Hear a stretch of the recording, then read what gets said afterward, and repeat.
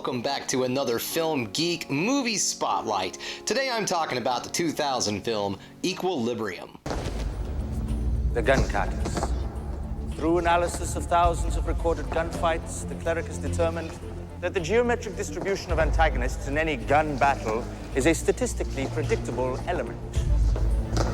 The gun carter treats the gun as a total weapon, each fluid position representing a maximum kill zone, inflicting maximum damage on the maximum number of opponents, while keeping the defender clear of the statistically traditional trajectories of return fire. Equilibrium is written and directed by Kurt Wimmer, and it's starring Christian Bale, Sean Bean, Emily Watson, and Taye Diggs. In an oppressive future where emotions are made illegal, a man who is in charge of enforcing the laws rises up to overthrow the government. Even though Equilibrium is a science fiction movie, director Kurt Wimmer intentionally avoided using any kind of technology that could someday become obsolete. And he also decided to set the story in an indeterminate future. I wanted to create more of an alternate reality than get caught up in the gadgetry of science fiction, he explained. In fact, there's no technology in Equilibrium that doesn't already exist. It's more of a parallel universe, the perfect setting for a parable. Equilibrium was released December 6, 2002, and it grossed just over $5.3 million on a $20 million budget. So unfortunately, the film was quite the financial flop, and it was a little divisive amongst the critics. It's currently sitting on Rotten Tomatoes at a 41%. But the film has gained a bit of a cult following over the last 20 years, and it is currently sitting on Rotten Tomatoes at an audience score at 81%. So what do I like about this movie? Well, first off, it is a very well-developed and well-planned out world. This film seems like it's actually more of like the middle of a trilogy. It does a great job of explaining the world that the characters live in without dragging the story down or taking too long, or trying to explain too much in too little a time. The movie does an excellent job of explaining how things work as the movie progresses.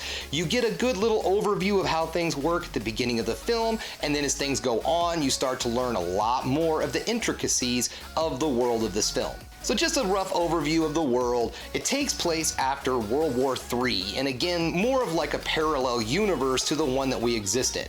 And because of this World War III, it was decided that human beings just cannot be trusted with emotions anymore. So they create this drug that every citizen of this world has to shoot into their neck every day, or else they'll have those pesky emotions. So the world is pretty good. It's pretty well thought out. It does seem to be a little based off of something like 1984 or A Brave New World, but because of all the cool action, which I'm getting to, it doesn't seem like too much of a rip-off film. It does kind of come off as a bit more of a, a deeper action film, but at its core, it's still an action film. One of the things that really makes this film stand out from a lot of the other dystopian futures and whatnots is the fact that it has something that I like to call gun kung fu, or as it's called in the movie, gun kata. Now, kata is a Japanese word for different movements and postures in karate and other martial arts.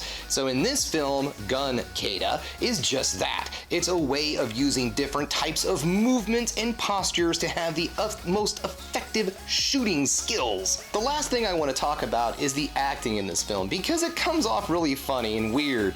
Due to the fact that, of course, nobody in the movie has emotions, everything comes off very wooden and stale. And then it kind of seems a little bit cheesy, because when Christian Bale's character starts to experience emotions for the first time, it seems really over the top. But if this was more of a normal movie where people had normal emotions, it really wouldn't have been that weird. It was just a man, seeing a sunrise for the first time, experiencing the emotions of seeing a sunrise for the first time.